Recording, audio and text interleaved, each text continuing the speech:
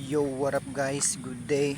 It's Sunday, February 23, 2025, day 7 sa atong 200 days challenge. So, karon guys no, padulong ta sa work. Sa Sunday work. So sa atong na-earn atong last week $48.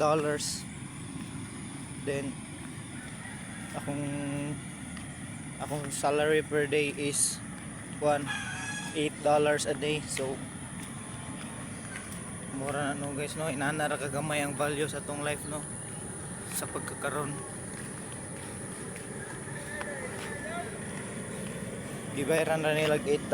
Ang importante kay na oras sa atong ginabuhi no. So mikamot ani, mikamot ta mabuto na ma-achieve na ginato atong goal.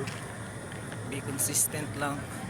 So guys, please like, share and subscribe sa akong YouTube channel and click the notification bell for more upcoming videos guys, para updated mo no. So subscribe kaninyo guys to show your support guys no. O salamat kayo and bye bye. God bless. Love you.